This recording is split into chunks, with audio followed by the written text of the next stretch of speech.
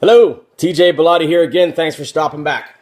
All right, I wanted to hit on two topics today that will help you grow your business. If you haven't started it yet, it's going to help you really set down the correct framework on which to build your business. One of the things that we always strive to do at our company is to always have a framework for growth and for profit.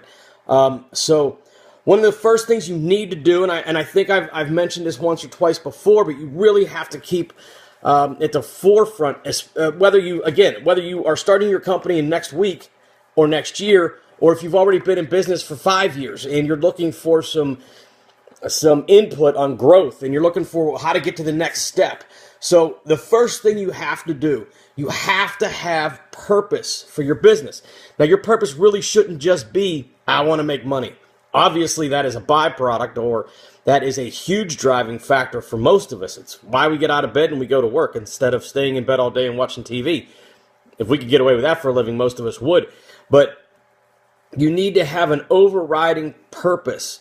For example, and I think this is the example I used once before, there are a number of coffee and water companies, like bottled water or packaged water, that their purpose is to bring clean water to areas of the world that don't have clean water, or a coffee company that might be selling beans from an impoverished nation to help them with their economy. So their overriding purpose might be better said to have a reason for being in business to do the greater good.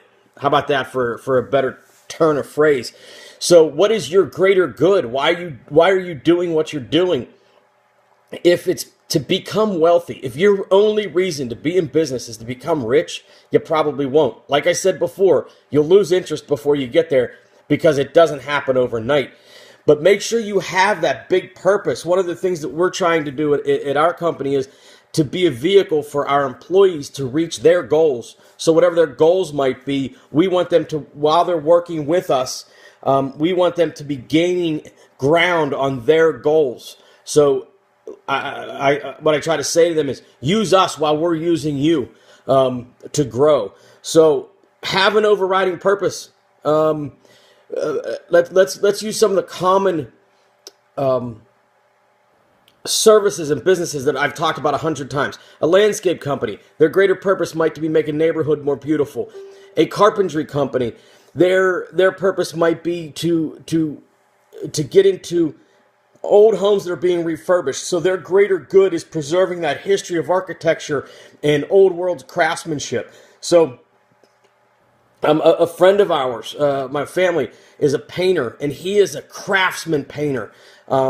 He does incredible work, not just with paint, but with things like crown molding in the old world style, with plaster and in the old way, not just cutting and nailing modern milled trim. So his overriding purpose, and whenever we talk to him, is to preserve that craftsmanship style of painting and decorating and ornamenting, or making a house ornate. There you go. So those might be some of the types of overriding purpose for your business. Find what yours might be. The second thing is know your worth. And I don't just mean know your dollar worth, although that's extremely important, but also know your personal worth. There are some clients that might go against your values and your character and what you hold dear as truths and morals. Don't deal with them.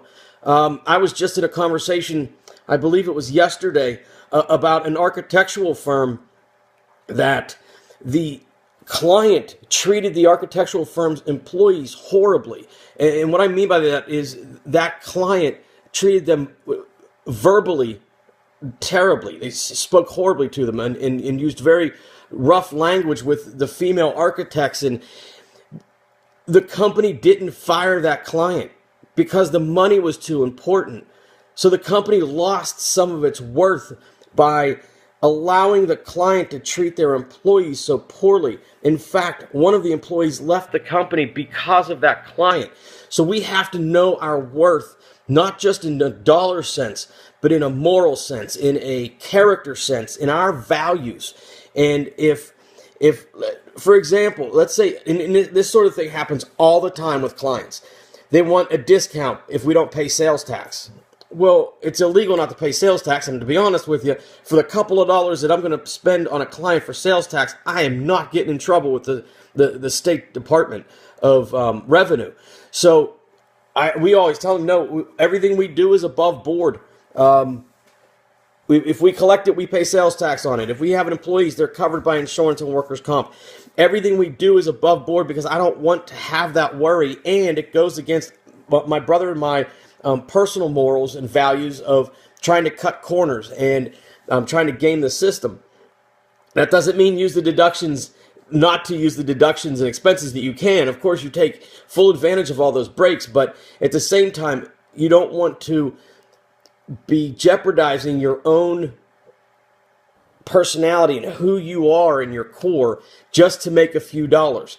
Now, the other part of know your worth is know what to charge.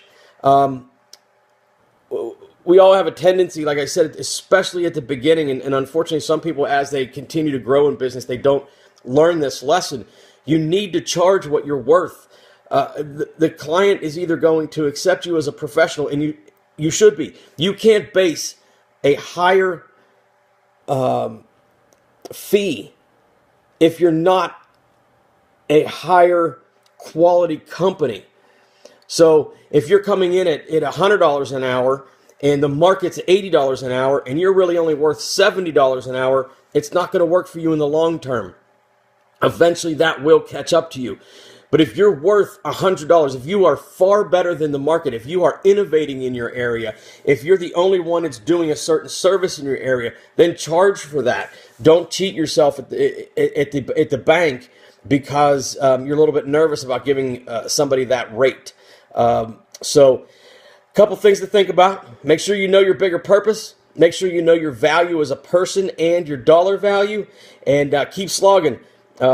You never know how close success is. Often it's right around the corner. So hope you all have a great day. Stop back soon. Don't forget, subscribe to the channel. Thanks so much.